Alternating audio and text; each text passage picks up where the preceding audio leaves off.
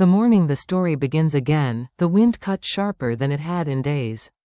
It wasn't merely cold, it was the kind of cold that carried messages, warnings, memories.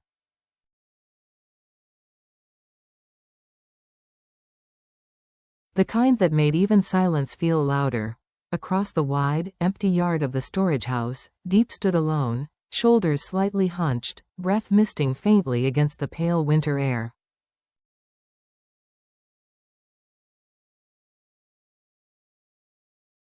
Behind her, the repetitive thuds of heavy sacks hitting the wooden truck bed created a steady rhythm, work that required strength, endurance, and the willingness to ignore pain.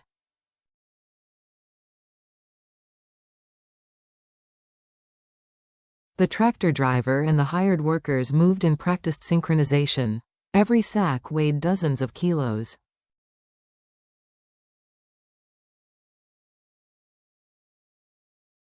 Every lift was a battle against gravity. Every trip across the bumpy yard demanded more strength than most men possessed.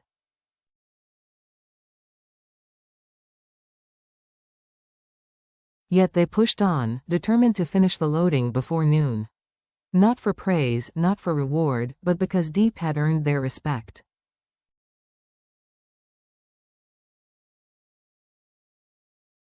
Deep approached them with the workers' pay carefully counted, holding it with both hands, a gesture both grateful and solemn.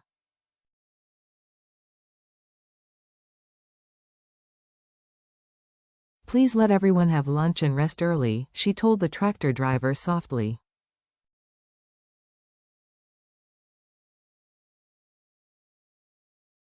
"I'll be busy this afternoon, so I can't come to supervise. Please help me record the number of sacks. I'll check everything tonight."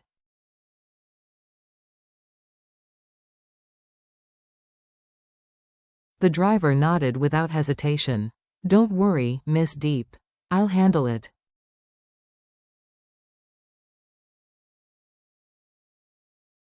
Deep mustered a tired but sincere smile, bowed her head slightly in thanks, then stepped away.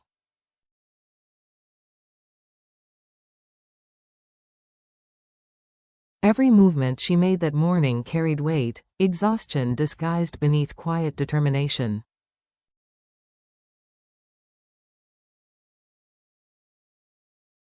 Because someone was waiting for her, because she didn't have the luxury of collapsing.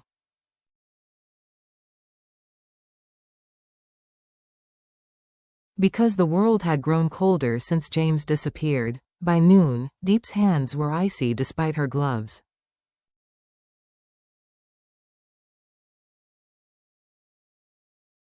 She held little Nee's hand as they walked along the row of winter clothing stalls at the market.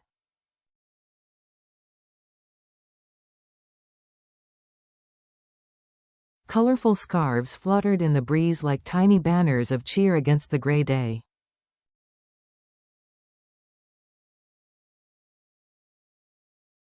Nee, small and bundled in her pink jacket, didn't seem bothered by the wind at all. Her little legs skipped, her eyes scanned every display enthusiastically.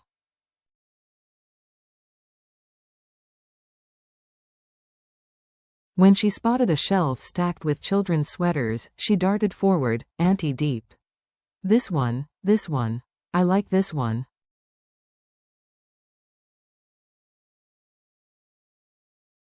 She hugged a soft wool sweater in her favorite color, her face glowing with joy. Deep laughed softly, gently patting the girl's head.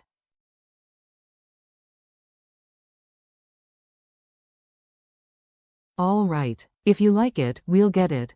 They picked out a tiny scarf and a wool hat, adorably fluffy, guaranteed to keep Nee warm on morning walks.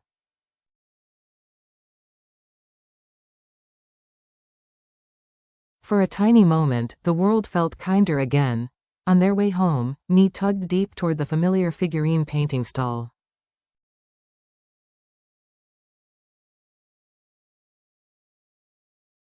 She always insisted on visiting it, no matter how busy the day was. Today was no different.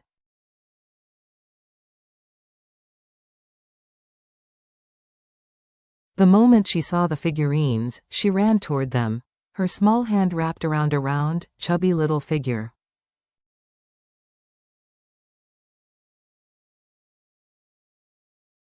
Auntie Deep, I choose this one. It looks like Uncle James. Deep froze. Not because the figurine was inaccurate, it did, in fact, resemble James in a strange, comical way.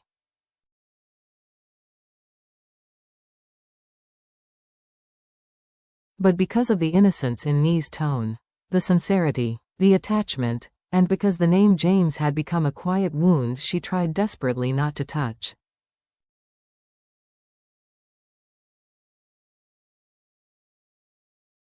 Yes, Deep said at last, forcing a smile. It really does. Nee hugged the figurine tightly to her chest.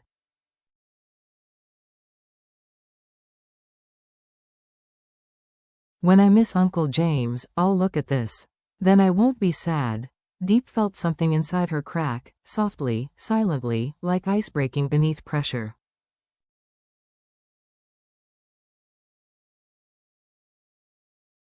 She knelt down, placed her hand gently on Nee's shoulder. All right, we'll keep it.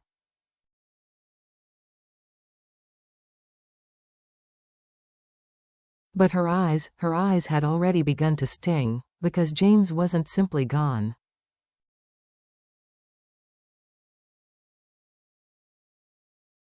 He was missing, and missing was infinitely worse. That evening, the small house glowed faintly in the warm yellow lights, trying to push back the cold with the illusion of comfort.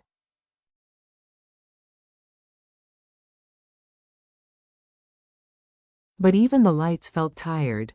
Deep stood in the kitchen, stirring a pan of fried rice.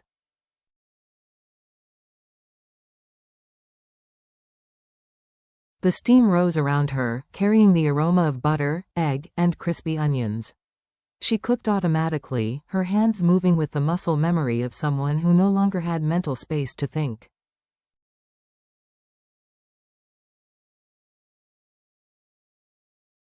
Nee sat nearby, legs dangling from her chair, half asleep after the long day. When Deep placed the warm bowl in front of her, the child smiled drowsily and ate with obedient effort.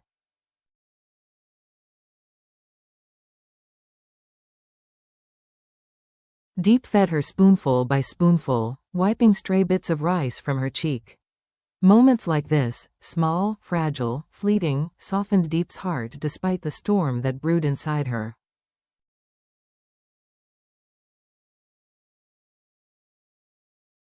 After dinner, Deep prepared warm water for Nee's bath. The steam curled upward, fogging the small bathroom.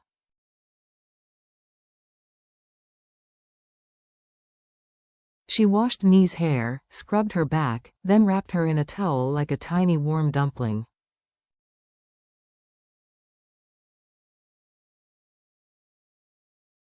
Nee rubbed her eyes. Auntie Deep, I miss Uncle James. Deep froze, her breath caught.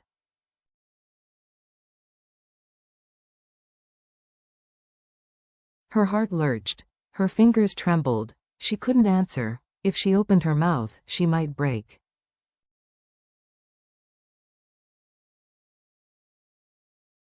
So she simply held the child close. After tucking Nee into bed, smoothing her hair lightly, Deep stepped out of the room and closed the door with a gentle click.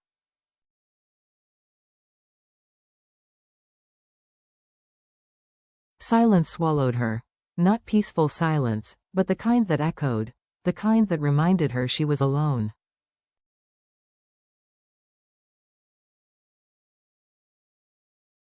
She washed dishes, swept the floors, put away toys, moving from task to task non-stop because if she stopped even for a heartbeat, her mind would return to James.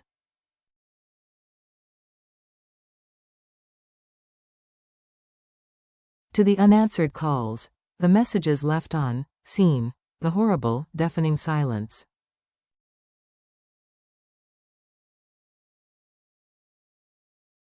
Every time she reached for her phone, every time she checked the screen, her chest tightened.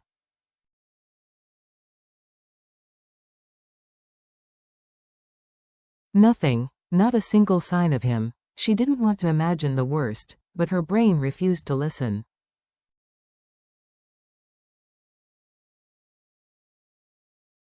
At the lowest point of her exhaustion, Deep leaned heavily against the kitchen counter, closing her eyes.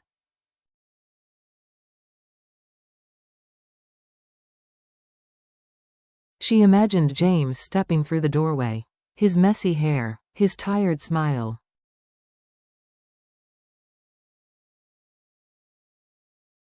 His soft voice, "I'm sorry. I was just caught up with something." The illusion was so vivid, she almost turned her head to look.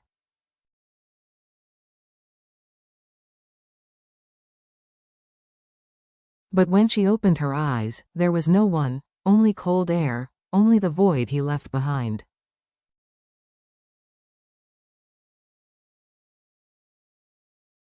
"Tomorrow," she whispered shakily. "Tomorrow I have to go talk to Mr. Fat, I have to find James."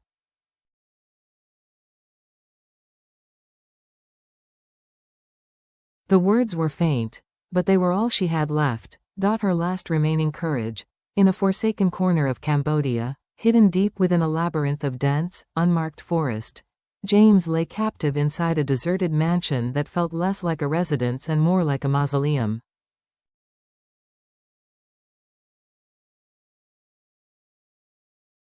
Every corridor echoed. Every room was lifeless. Every wall swallowed sound. Guards patrolled constantly, their boots pounding a cold rhythm into the floor.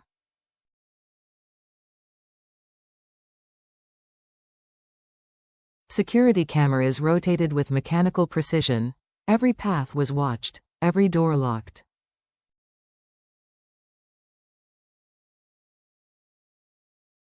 To any normal person, escape was impossible. But James wasn't normal anymore, not after days of imprisonment.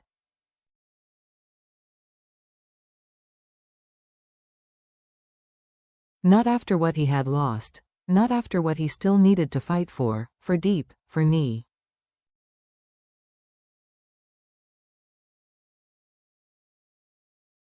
For the life he refused to surrender. Days of observation sharpened his instincts. He memorized the guards' footsteps.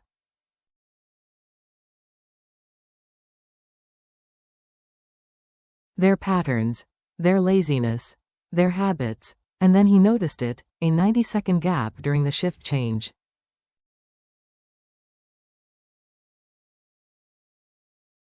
It was small, almost invisible, but real, and to a desperate man, real was enough. James felt his heart slam against his ribcage as the camera rotated slightly slower than usual, leaving a sliver of blind darkness between two patches of shadow.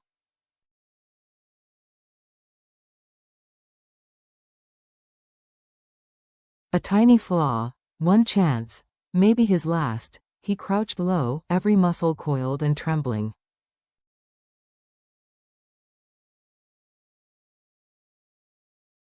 The second the camera turned, he launched forward, not running, exploding. His feet barely touched the ground.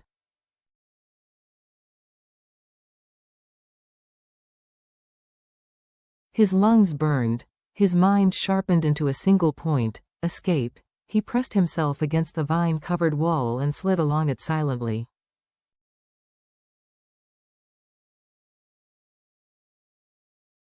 When he reached the final wall, 2 meters high, he didn't hesitate, he jumped. His fingers grabbed the edge.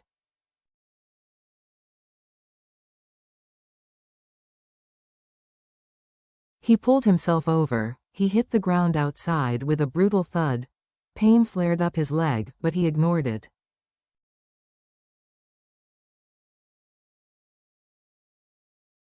He pushed himself up and ran, through the forest, through thorns that sliced his arms.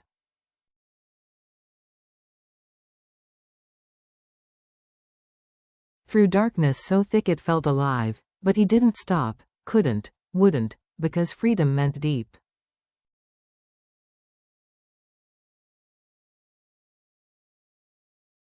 Freedom meant Nee. Freedom meant life. But, behind him, a voice roared. Flashlights burst across the forest.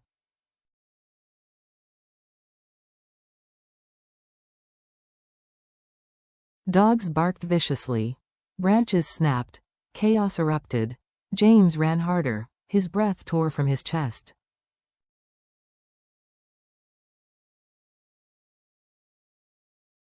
His vision blurred. The lingering drugs in his bloodstream made everything tilt. Then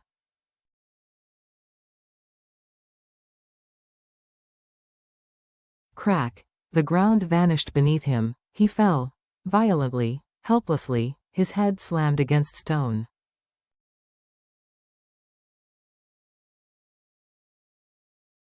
A burst of pain, then white, then nothing. The darkness swallowed him whole, and the last image in his fading mind